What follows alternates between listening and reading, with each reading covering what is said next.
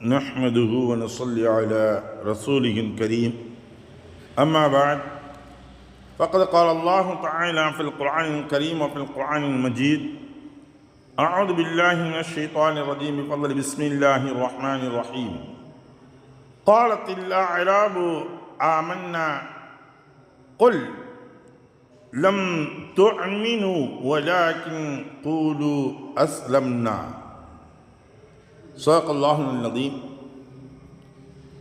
அருமைக்குரிய சகோதரர்களே, பெரியோர்களே, இன்று நாம் பார்க்கக்கூடிய பாடம் ஒரு மனிதன் இஸ்லாத்தை ஏற்றுக்கொண்டேன் என்பதாக அவன் கூறக்கூடியது மனப்பூர்வமாக அன்றியே அவன் நாவினால் முடிந்து சும்மா ஏதோ ஒரு பிரயோஜனத்தை அடைய வேண்டும் என்பதற்காக வேண்டி ஈமான் கொள்கின்றான். நான் அவனை முஃமின் என்று சொல்ல முடியாது. அவனை இஸ்லாத்தை அதை அங்கீகரிக்கப்பட்டதாக அல்லாஹ்விடத்தில் இருக்காது என்பதை பற்றி தான் விளக்கக்கூடிய ஆயத்துகளும் ஹதீஸுகளும் இன்றைய பாடம். அல்லாஹ் தஆலா கூறுகின்றான், நாங்களும் ஈமான் கொண்டு விட்டோம் என்று கிராமவாசிகளில் சிலர் உம்மிடம் கூறினார்கள். நபியே நாயகமே, நீங்கள் கூறுங்கள், நீங்கள் உண்மையில் ஈமான் கொள்ளவில்லை ஆயினும் நாங்கள் இஸ்லாத்தை ஏற்காவிட்டால் ஏற்படும் இழிவிலிருந்து தப்பித்து கொண்டோம் என்று வேண்டுமானால் கூறிக்கொள்ளுங்கள் என்பதாக அல்லாஹ் தஆலா சொல்லி காட்டுகின்றான். இது 49வது அத்தியாயத்தில் 14வது வசனத்தில் அல்லாஹ் தஆலா குறிப்பிட்டு சொல்கின்றான். அப்போ ஒரு மனிதன் இஸ்லாத்தை ஏற்றுக்கொண்டான் என்றால் முழுமையாக அவன் தன்னை அர்ப்பணித்து வந்துவிட வேண்டும். இஸ்லாத்துடைய கொள்கை கோட்பாடுகளில், இஸ்லாமுடைய சட்டத்திட்டங்களில் அவன் முழுமையாக பின்பற்றக்கூடியவனாக வந்துவிட வேண்டும். அப்படி இல்லை என்றால் அவன் உண்மையான முஸ்லீமாக இல்லை. அல்லாஹ்விடத்தில் அவன் அங்கீகரிக்கப்பட்டவனாக இருக்க மாட்டான். முஸ்லீமாக முழுமையாக ஈமான் கொண்டவனாக முஃமினாக அங்கீகரிக்கப்பட மாட்டான் என்பதாக சொல்லி காட்டப்படுகிறது. ஸஅத் ரலியல்லாஹு தஆலா அவங்க குறிப்பிடக்கூடிய ஒரு ஹதீஸ், அவர்கள் கூறுவது, ரசூலுல்லாஹி ஸல்லல்லாஹு அலைஹி வஸல்லம் அவர்களிடத்தில் நான் அமர்ந்திருந்த பொழுது நபி ஸல்லல்லாஹு அலைஹி வஸல்லம் ஒரு குழுவினருக்கு கொடுத்தார்கள். ரசூலுல்லாஹி ஸல்லல்லாஹு அலைஹி வஸல்லம் ஒரு குழுவிற்கு அள்ளி கொடுத்துக்கிட்டு இருந்தாங்க. சதகாக்களை கொடுத்து கொண்டிருக்கும் பொழுது ஒருவரை விட்டு விட்டார்கள். அந்த குழுவில் இருந்து ஒருவரை விட்டு விட்டார்கள்.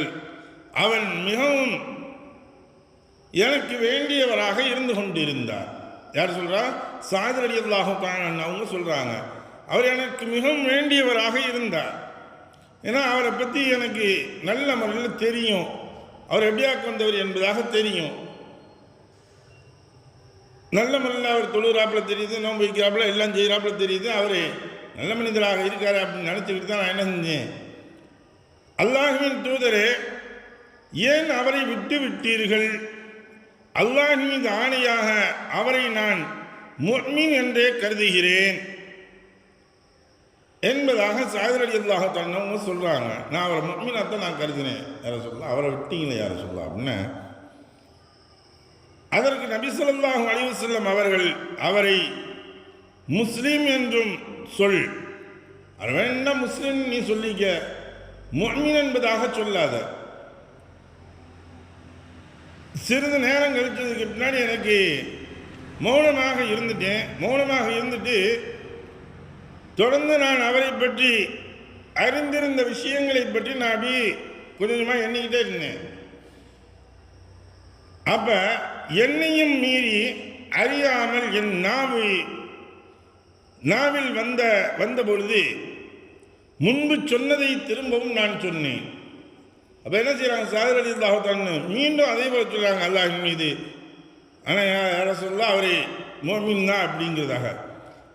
இரண்டாவது முறை சொல்லும் பொழுதும் ரசூலுல்லாஹி ஸல்லல்லாஹு அலைஹி வஸல்லம் அந்த மனிதனை பற்றி எந்த ஒரு அதிருப்தியான ஒரு கருத்துக்களை என்ற இல்லை, யார சொல்லலாம் அல்லாஹ்வின் ஆணையாக நிச்சயமாக நான் அவரை ஒரு முஃமின் என்று கருதுகிறேன் என்பதாக மீண்டும் அவங்க சொன்னாங்க. சொன்ன பொழுது ரசூலுல்லாஹி ஸல்லல்லாஹு அலைஹி வஸல்லம் மீண்டும் அதே வார்த்தையை தான் சொன்னாங்க, அவரை முஃமின் சொல்லாத முஸ்லீம்னு வேண்டாம் சொல்லிக்க, அவர் ஒரு முஸ்லீம் அவ்வளோதான், அவரை பற்றி நீ அறிந்திருந்த. மீண்டும் அதே போல் அவங்க இருந்துருவாங்க. ரெண்டாவது முறை சொன்னதுக்கு பிறகு ரசூலுல்லாஹி இது போல சொன்னேன், இவரால் பொறுக்க முடியல, உட்காந்து சிந்திச்சுட்டு இருக்காரு, மீண்டும் யோசிச்சுக்கிட்டே இருக்காரு சாஹிர் ரலியல்லாஹு தஆலா. மீண்டும் ரசூலுல்லாஹி ஸல்லல்லாஹு பழைய முறையே கொண்டு சொல்கிறாங்க, யாரை சொல்லலாம் நான் எல்லாம் நான் சிந்திச்சு பார்க்குறேன், யோசித்து பார்க்குறேன், ஆனால் எனக்கு எதுவுமே தெரியல, யாரை சொல்லலாம் அவர் ஒரு முஃமினாகத்தான் தெரிகிறார் யாரை சொல்லலாம் அப்படின்ட்டு மீண்டும் இவருடைய விஷயங்களை எடுத்து சொன்ன பொழுது ரசூலுல்லாஹி ஸல்லல்லாஹு அலைஹி வஸல்லம் அவர்கள் சொன்னார்கள். மூன்றாவது முறையாக இவர் கேட்ட பொழுது ரசூலுல்லாஹி ஸல்லல்லாஹு அலைஹி வஸல்லம் சொன்னாங்க, சாதே நான் ஒரு மனிதருக்கு கொடுக்கின்றேன், ஆனால் நான் கொடுக்காதவர் என்னிடம் மிக நேசமானவராக இருக்கிறார், அவருக்கு நான் கொடுத்ததற்கு காரணம் ஏதும்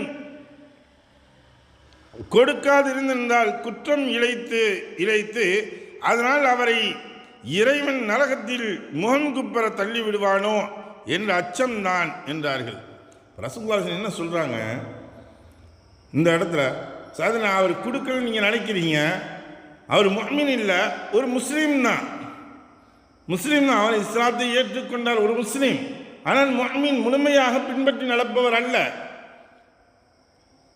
அதனால் அவருக்கு நான் கொடுக்கல அப்படிங்கிற நீங்கள் நினைக்கிறீங்க, அவர் மேலே கொஞ்சம் பிரியம் இருக்கிறனால தான், பாசம் இருக்கிறனால தான் இப்போ நான் கொடுக்கல.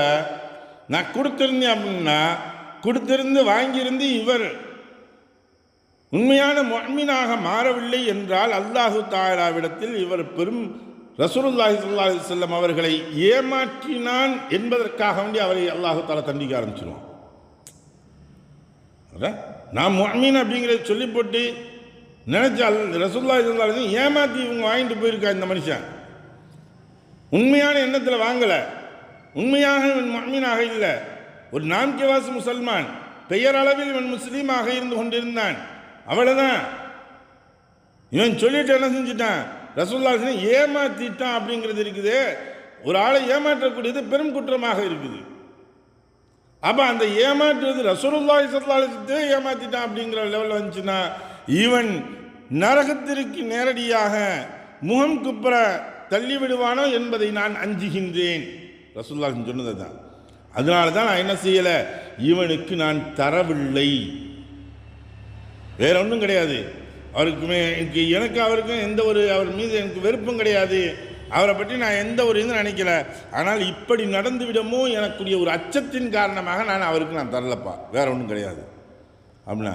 இப்போ ஒரு முஃமினாக இருக்கக்கூடியவர்களுக்கு செய்கின்றோம் என்பதாக செய்யக்கூடிய சமயத்தில் அதை ஏமாற்றி நானும் முஃமின் தாங்க, நானும் முஸ்லிம் தாங்க, எனக்கும் கொடுங்க அப்படின்னு சொல்லி ஏமாற்றி வாங்குறாங்க தெரியுமா. இந்த வேஷதாரிகளாக வேஷம் போட்டுக்கொண்டு திரியக்கூடியவர்கள் இருக்கின்றார்களே, அவர்கள் ஏமாற்றுகின்றார்கள் என்றால் அவர்கள் செல்லக்கூடிய இடம் நரகமாக இருக்கும் என்பதை இந்த ஹதீஸ் மீண்டும் வலியுறுத்தி கூறுகின்றது.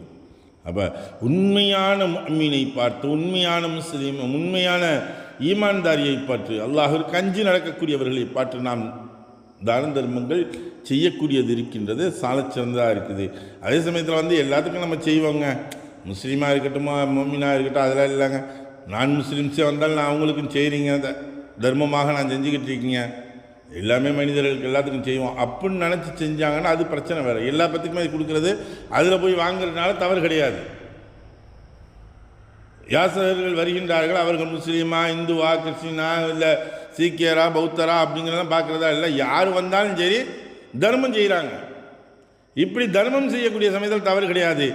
ஆனால் வேறு ஒன்றில் இருந்து கொண்டு இஸ்லாமியுடைய உடைகளை உடுத்தி கொண்டு முஃமின்கள் போன்று அவர்கள் ஏமாற்றுவதற்காக வேண்டி வருகின்றார்களே, அவர்களுக்குன்னா விடக்கூடாது. இன்றைக்கி நம்ம பார்க்குறோம், பல இடங்களில் ரமதானுடைய நெருங்கக்கூடிய காலகட்டங்கள் ரமதானுடைய சமயங்களில் பார்க்குறோம். புர்காக்களை ஊற்றிக்கிட்டு முஸ்லீம் அல்லாதவர்கள், அதே சமயத்தில் தொப்பியை போட்டுக்கிட்டு பாய்மார் போலையும் பாயமா போலையும் வந்து நின்றுட்டு இவங்க யாசிக்கக்கூடியது, ஏமாற்றக்கூடியது, ஏதோ ஏமாற்றி இவர்கள் சம்பாதிப்பதாக எண்ணுகின்றார்கள். அவர்களுக்கு இவ்வுலகத்திலேயும் இழிவுதான், மறு உலகத்திலும் இழிவுதான் என்பதை நாம் விளங்க வேண்டும். எதை படித்தோமோ எதை கேட்டோமோ அதை விளங்கி நடக்கக்கூடிய நன்மக்களாக வல்லம் அல்லாஹ் மாக்கி அருள்வானாக. வாஹர் தாவானா அல்ஹம்துலில்லாஹி ரப்பில் ஆலமீன்.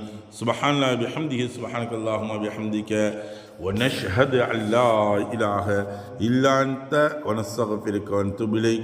آمين. سبحان ربك رب العزة عما يصفون والسلام على المرسلين والحمد لله رب العالمين.